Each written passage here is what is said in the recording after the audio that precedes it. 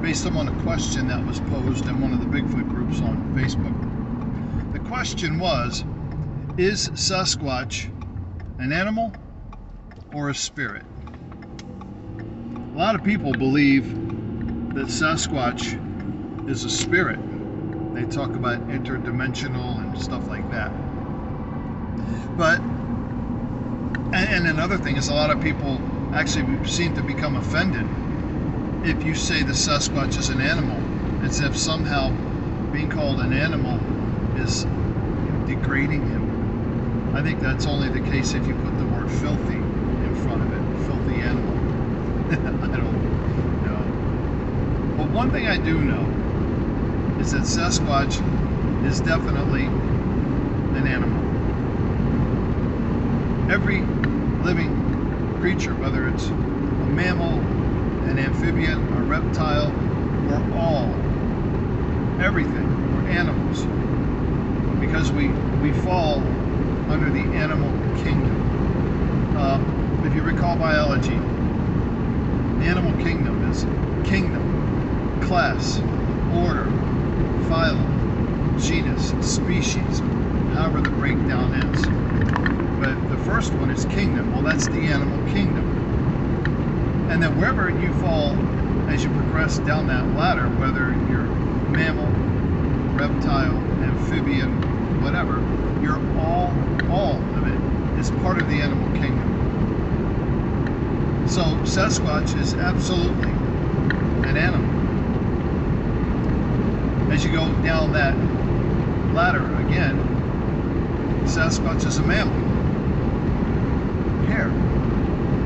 And as you recall, the Patterson-Gimlin film, Patty had these pendulous breasts. So I would say it's entirely likely that they breastfeed their young, like we do, another trait of a mammal. But the bigger question, I think, is not, is Sasquatch a spirit, but does Sasquatch have a spirit? Now that's an interesting question. You see, I recall reading in Genesis chapter 2, verse 7, that God breathed the breath of life into the nostril of man, and he became a living soul. The word for he breathed, or the breath of life in the Hebrew, is ruach, which is spirit. It could mean wind, but when referring to God, his ruach is spirit. It's not the wind, the breeze that blows. It's something different. It's certainly just wind blowing across man, who is at this point unanimated, lifeless. I don't think would bring him to life. So something special, this ruach, this spirit that God breathed into Adam to make him a living soul. Some translations will say that man became a living person, man became a living being, man became a living creature. But the general idea is that he became a living soul. And sometimes spirit and soul are used interchangeably, but I've also heard that the definition of a soul is body and spirit combined.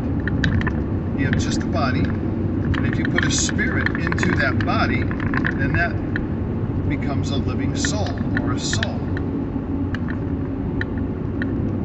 So, does Sasquatch have a spirit?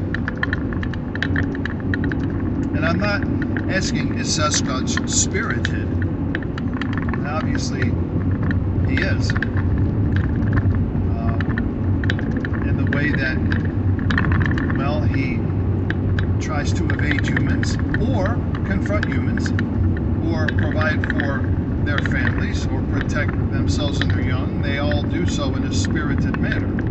But the question is, do they possess a spirit? And what does that mean? It's a good question. Humans possess spirits. theology teaches that when the body dies, the spirit goes on. And there is much debate in theology as to whether animals have spirits or not. What differentiates a human from an animal? I once heard said that the difference between humans and animals is that humans can fashion and use tools. Animals can't. But then I saw a video of chimpanzees who were taking twigs and chewing the end of the twigs to make it sort of sticky, and then taking that twig and sticking it into a tree trunk to pull out termites that would stick to the end of that stick. That, my friends, is using a tool. So, does that mean that chimpanzees now have spirits? That they're more than just an animal? A lot of room for debate there. So, if Sasquatch, who's definitely an animal, but also is in some way human, then would you have to say that Sasquatch has a spirit, and that upon death, that spirit moves on? How would you say that about all animals? So how about our pets, our beloved pets? When we lose a dog or a cat or a gerbil or whatever it may be, does that pet's spirit go on? And then when we ourselves pass on, our spirits move on? Are we reunited with our pets? I know a lot of people would love to believe that. And I wouldn't mind believing it, because I had a German Shepherd. I've had several German Shepherds. But this one boy I'm thinking of, his name was Bear, B-A-E-R, German spelling. Certified therapy dog. And probably as good a dog as you could ever want to have. I mean that. 140-pound German Shepherd, and he was just big. He really wasn't fat. He was big.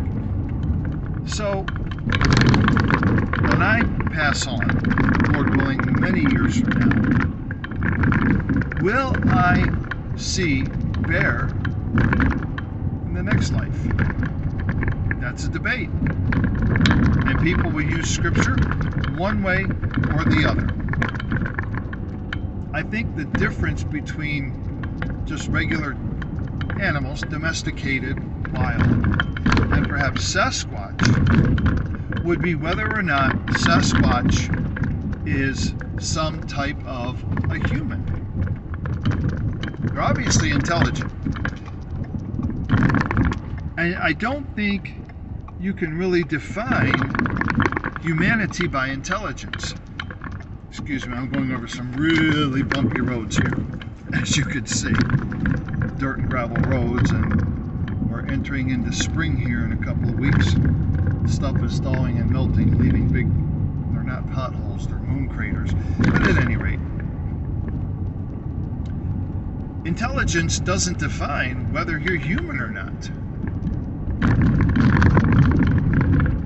Thankfully for a lot of people. Now we say that people act inhumane. Well, that means they're just not acting as a human should. Hitler was, without question, inhumane. Man's inhumanity to man. Yet Hitler was a human. We see all sorts of mental deficiencies. But does that mean that they're not human because they're not as intelligent or cognizant or capable as other people? No, still human. There is a genetic disease called lycanthropy, wherein the victim of this disease is covered with hair. Just the fact that they're covered with hair mean that they're more animal than human? Absolutely not. So where do we draw the line, if there is one, with Sasquatch? Personally, I don't know. I am open either way. I think Sasquatch is obviously, from watching the behavior of the creature, the animal, and I don't mean anything derogatory by calling him a creature. I'm a creature. I'm an animal. But in watching Sasquatch, the things that Sasquatch does, the tree structures that we see, the vocalizations, and you remember Sierra sounds that linguists have kind of deconstructed and have said, yes, this is absolutely a language. Ron Moorhead recorded those. Samurai chatter. So I am all too willing to accept that Sasquatch may be some form of human. They have language, apparently. They construct things. They seem to have a social order. I don't know. What do you think? And if they are human, to whatever degree, then would they then not have a spirit? So then it would be animal and spirit combined, which makes them a soul, a living soul. Anyway, just my thoughts. All right, take care. Bye for now.